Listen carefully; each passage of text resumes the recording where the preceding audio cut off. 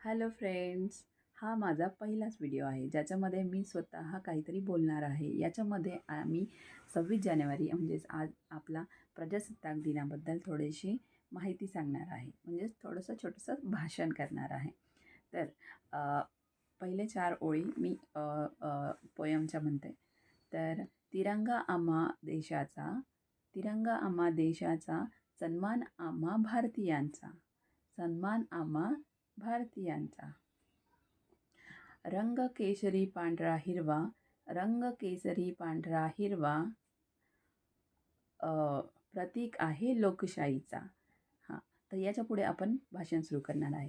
तर सन्माननीय इथे जमलेले सर्व मान्यवर, माझे आईवडील, बंधू, त्याचप्रमाणे माझे मित्रमैत्रिणी आणि सर्व छोटे छोटे बालक, त्यांच्या समोर मी माझे काही 2-4 शब्द बोलू इच्छिते. तर आज आहे 26 जानेवारी म्हणजेच काय, तर प्रजासत्ताक दिन. तर याच दिवशी म्हणजेच 26 जानेवारी 1950 रोजी आपल्या भारताने संविधान लागू केलं.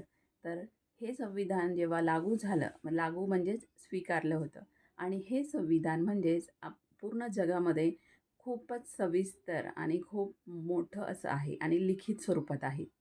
ही गोष्ट खूप महत्त्वाची आहे की ते लिखित स्वरूपात आहे. आणि त्यामुळे काय झालं की त्या संविधानामुळे आपल्याला समानता, न्याय आणि स्वातंत्र्य यांचे अधिकार मिळाले. तर त्या अधिकारांचा वापर आपण चांगला केला पाहिजे, जेणेकरून आपण आपल्या भारतात आपण चांगल्या प्रकारे त्याचा उपभोग घेऊ शकतो आणि त्याचाच आपण आणि याच 26 जानेवारीमध्येच आपण हे जे संविधान लागू केलं होतं, त्यामुळेच आपल्या भारताला आपण लोकशाही असे म्हणतो. म्हणजेच तेव्हाच आपला भारत हा लोकशाही प्रजासत्ताक झाला, म्हणून आपण हा दिवस प्रजासत्ताक दिन म्हणून साजरा करतो. तर या दिवशी आपण जे स्वातंत्र्य सेनानी होते, जे आपल्या देशाला स्वातंत्र्य म्हणजेच मिळवण्यासाठी ज्यांचे बलिदान गेले, त्यांना आपण त्यांच्या चरणी आपण नतमस्तक होऊ आणि आणि त्यांचे गुण आपण आत्मसात करून भारतामध्ये चांगले आपण नागरिक बनू, अशी आपण प्रतिज्ञा करू. आणि त्याचप्रमाणे इथे स्वातंत्र्य तर आपल्याला आहेच, पण त्याचप्रमाणे ज्या संविधानाने आपल्याला इतके सारे अधिकार दिलेले आहेत, जसे स्वातंत्र्य, समानता आणि न्याय, तर त्याचा आपण चांगला उपयोग केला पाहिजे.